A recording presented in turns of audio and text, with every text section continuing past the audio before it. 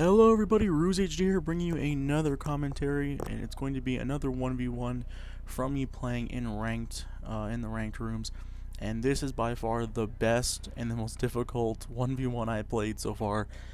I'm 16-0 with 16 total victories, and I've been playing against a lot of really crappy people. So this is by far, I just played this game. It just ended, so I wanted to cast this right away because this is by far the best game I've played in a long time that was actually ranked and that actually mattered for something. So I'm going to be playing, as you can see, as US and as usual, and he's going to be playing as the USSR. So I'm going to start this game off right off the bat here. So right at the beginning here, I'm going to be going with the 2 depots. 3 depots, sorry, a Rax and an armor base, and he was a level 4 and I'm a level 19, I believe I am, and he didn't use any, as you can see, he didn't use any, he used a camouflage net, but for some reason I don't think I saw it. I was zoomed out, and as you can see, you can't see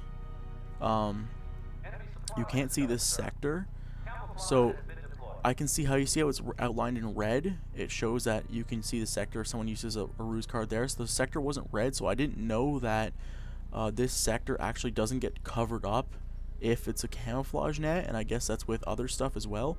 So anyway, so I'm gonna go with I am going with 3 depots, a barracks, and an R base standard opening that I like to go with when I play the US. He's going with actually. He's going with 2 bases, barracks, and he's going to be researching heavy infantry, and then he's going to be secretly sending over a building right here. He's going to be secretly sending this over, and clearly he's just going to try and rush in and take me. And he doesn't know what I'm doing right now because I have camouflage at both sides here, up in here. All he knows is I have this right now. He doesn't know what I'm building. I could be doing anything. I could be going airfield right now. And if I maybe did go airfield this game would have been over a lot faster. And this game would have been a full game. Like right now, if I went airfield and made 2 bombers, he'd be in trouble. I could have bombed that right there, made another 2 bombers and bombed that right there, and really messed up his plans. But I went ground because this map's pretty close rush distance, and for ground attacks, so planes aren't really needed in this map. So I just figured, hey, like I'll go with ground, and thankfully for me, I'm gonna be putting recon everywhere like I like to do. So right now I'm researching heavy infantry and I'm researching Shermans. I like to go with those 2 units. I know someone posted my Rusepedia. I didn't actually see this unit, as you can see it now, but I didn't see it when it was happening because when I play about like this level, maybe about even here. I play about like this, and I like to stay in here. So as you can see, this is cut off, and I didn't see it here, so I didn't realize. I should have maybe played it a little bit deeper like this, but I like to be in close so I can pick individual units out. It's hard to pick individual units if you're zoomed out like this, as you can see.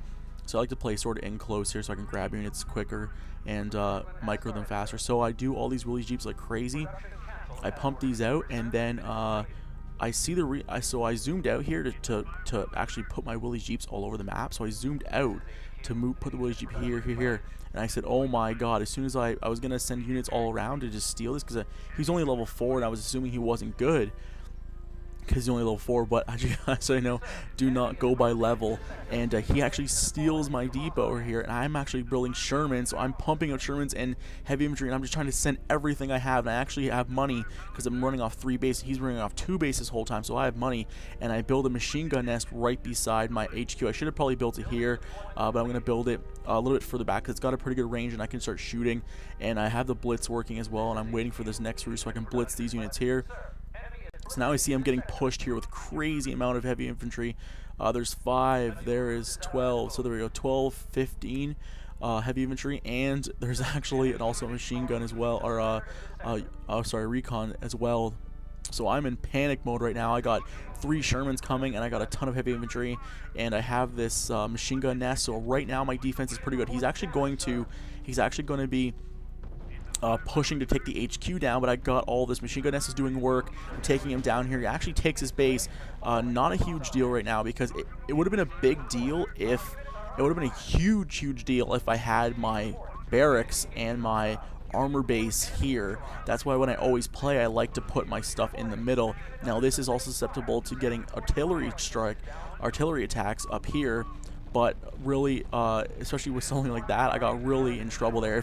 If I would have had all of my buildings here, it would have been game over. I would have lost instantly. But I always like to put my buildings up here in the middle. It's better for quick rush attacks, and it also helps in this situation where I got rushed and did not see it coming foolishly, and it almost cost me. But thankfully, it didn't. I put enough up to stop it, and now I'm just going to be collecting points. He's got a ton of points here just because the HQ is 140. So he's actually going to be sending more units here and more units here, trying to go all the way around. He's trying to rush me now from every angle. But really, I'm not a terrible player. I know what I'm doing. I know what to do. So I'm going to just take my HQ back right here. He couldn't even build anything. He tried to build a barracks, but honestly, what's he going to do? I have a machine gun nest. It'll snipe it instantly as soon as it comes out of the thing. So all these units getting rushed are just free now. I've actually taken that back, taking the lead. I'm going to be pushing up more units. So I'm actually going to be pumping out more heavy infantry here just to go in the woods because he doesn't have any recon right here.